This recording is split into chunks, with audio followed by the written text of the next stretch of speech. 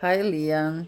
Can you give me a review of this vacuum cleaner? Yes, this is a Hoover wintunel high performance. It's an inexpensive machine. It's $180. It has features you would never see in a vacuum in this price range. You have an on-off brush roll for off for hard floors and on for carpets. You have a 7-level height adjustment. That's really hard.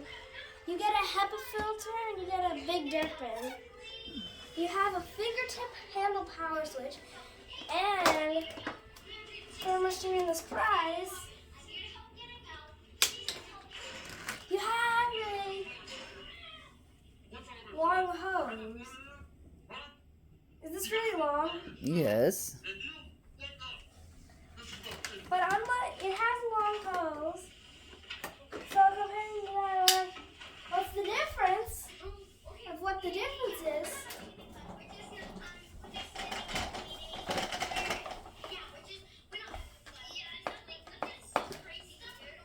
This is a traditional vacuum hose lid, Okay.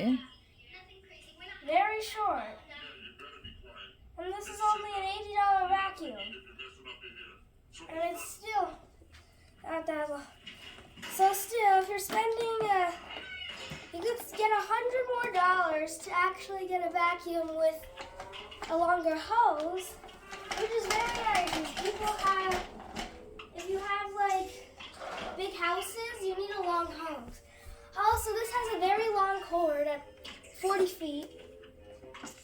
This has a fingertip power switch, and this has improved wind tunnel technology.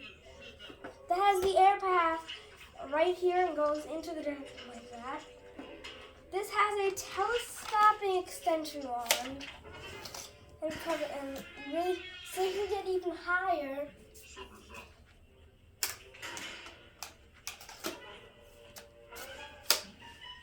What else? It stores inside. It has a suction power indicator and easy empty dirt bin. It has a very good set of attachments, including a turbo brush and a pet scraper tool. They all store in the vacuum.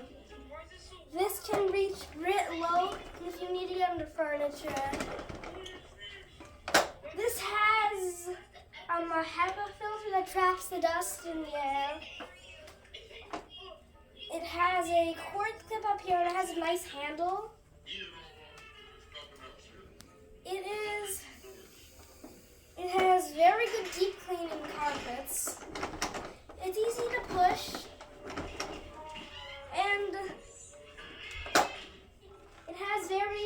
it's very sturdy. Now let's go to the cons.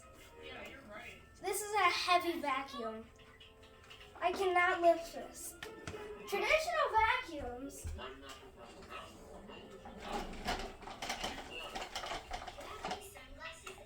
you can lift, but it's very hard to lift.